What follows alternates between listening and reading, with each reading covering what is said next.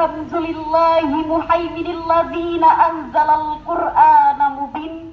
Wassalatu wassalamu ala sayyidil mursalina imamil muttaqin wa ala alihi wa sahbihi mujahidina at-tahirin. Qala Allah ta'ala fil Qur'anil Karim, a'udzu billahi minasy syaithanir rajim. Bismillahirrahmanirrahim. Inna nazzalna dzikra wa inna lahafizun. Wa qala an-nabiy sallallahu alaihi wasallam fil hadis, man ja'alal qur'ana imamahu taqahu ilal jannah wa man ja'alal qur'ana wara'ahu qarahu ilan nar.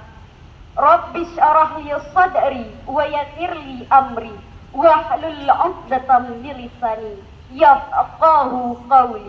Amma ba'du.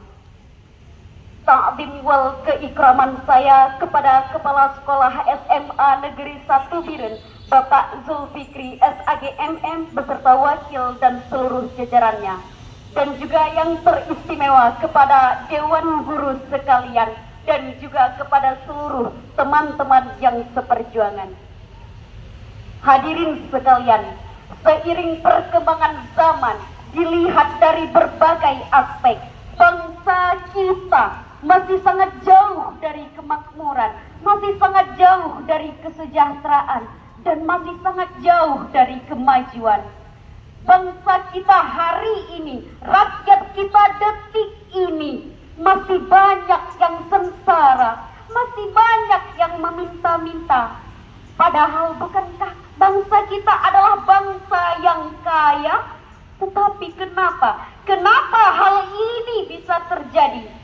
Maka jawabannya adalah salah satu penyebabnya dikarenakan kepemimpinan yang tidak berpedoman pada Al-Quran. Maka hadirin sekalian, pada kesempatan yang berbahagia ini, saya akan mengangkat sebuah uraian syarahan singkat yang berorientasi pemimpin yang berjiwa Qurani dalam perspektif Al-Quran. Ma'asyiral muslimin wa jumratul mu'minin rahimakumullah. Hadirin sekalian, sudahkah kita lupa kata-kata manusia agung itu, penghulu segala nabi? Masih ingatkah kita sabda baginda, al-islamu ya'lu wa la yu'la alaihi, bahwa Islam itu berada di tempat yang tertinggi dan tidak ada yang lebih tinggi daripada Islam. Kenapa para rasul berani mendemonstrasikan demikian? Dikarenakan Islam ini memiliki Al-Quran, dikarenakan Islam ini memiliki kepemimpinan dalam berpedoman pada Al-Quran.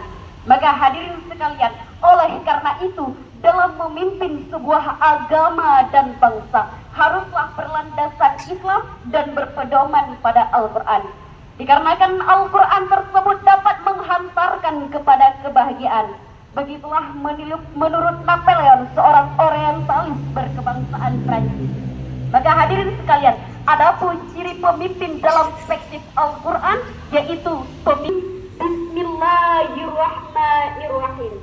Ya ayyuhalladzina amanu la tattakhidul kafirina awliya'a min dunil mu'minin aturiduna an taj'alallahu 'alaikum sultanan mubin.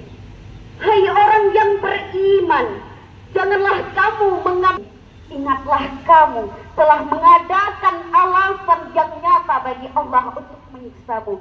Quran Surah An-Nisa ayat 114. Ma'asyiral muslimin wa jumratul mu'minin rahimakumullah. Maka hadirin sekalian, dari ayat tersebut secara tegas Allah Subhanahu wa ta'ala melarang bagi kita mengambil pemimpin dari golongan kafir dengan meninggalkan orang-orang mukmin. Karena bahwasannya kita tahu bahwa kepemimpinan orang kafir hanya mementingkan hawa dan nafsunya. Maka implementasi dari semua ini akan melahirkan pemimpin-pemimpin yang pintar sekaligus takut kepada Allah. Dan ingatlah wahai hadirin, jika iman landasannya, anak-anak kita bisa saja menjadi pejabat asalkan pejabat yang beriman, bisa saja menjadi pedagang asalkan pedagang yang beriman, dan bisa saja menjadi tentara, asalkan tentara yang beriman. Apapun profesinya, iman tetap yang utama. Maka hadirin sekalian, adapun ciri-ciri yang kedua, yaitu pemimpin yang adil. Sesuai dengan firman Allah Subhanahu wa taala dalam kitab suci Al-Qur'an, surah Al-Maidah ayat 8 yang artinya, hai orang yang beriman, jadilah kamu penegak kebenaran dan keadilan karena Allah, menjadi saksi dengan adil, dan janganlah sekali-kali kebencianmu terhadap suatu kaum mendorongmu untuk berlaku tidak adil. Berlaku adillah, karena adil dekat dengan takwa, dan bertakwalah kamu kepada Allah. Sesungguhnya Allah Maha mengetahui apa yang kamu kerjakan. Quran surah Al-Maidah ayat 8. Maka hadirin sekalian, ayat tersebut merupakan landasan epistemologi bagi kita dan seluruh insan yang beriman agar selalu menjadi penegak kebenaran dan keadilan. Prinsipnya menurut Imam Ibnu Katsir dalam tafsir Al-Azim, jadilah kamu penegak kebenaran dan keadilan karena Allah Azza wa Jalla semata, bukan karena menghadap penglihatan. Dan pemimpinan yang adil kita lihat hari ini, adakah itu kepemimpinan yang ditonjolkan hari ini? Tidak.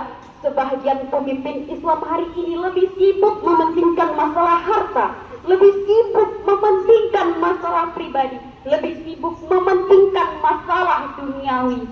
Sebahagian pemimpin Islam hari ini lebih sibuk mementingkan kepemimpinan yang bukan dibawakan oleh Rasulullah, melainkan kepemimpinan yang telah dicorak, yang telah dicorek, dan yang telah dirobek oleh kafir. Wahai para pemimpin, sekiranya kamu berlaku tidak adil, apa yang akan kamu katakan kepada anak cucumu? Apa yang akan kamu biarkan sejarah menulis tentangmu? Dan apa yang akan kamu bicarakan ketika berhadapan dengan Tuhanmu? Maka hadirin agama dan bangsa, pemimpin bukan saja dituntut untuk memperbaiki konstitusi, tetapi pemimpin pun dituntut untuk cepat beraksi. Tegakkan keadilan di republik ini. Maka hadirin sekalian, keadilan harus tetap ditegakkan meskipun bumi akan hancur. Maka hadirin sekalian, pantas dalam rangka menegakkan keadilan, ada sebuah pepatah Kenebah Urang Aceh yang mengatakan, si berangkat mantang yang nelingke adat dengan hukum nangro, bakti anegro wajib kenandra. Bersamaan dengan hal tersebut, Rasulullah Sallallahu Alaihi Wasallam bersabda, demi Allah, sekiranya putriku Fatimah mencuri, maka akan kupotong tangannya dan akan kutegakkan keadilan di muka bumi ini. Allahu Akbar. Inilah hadirin tipe pemimpin yang amanah lagi menegakkan keadilan. Ma'asyiral muslimin wa jumratul mu'minin rahimakumullah.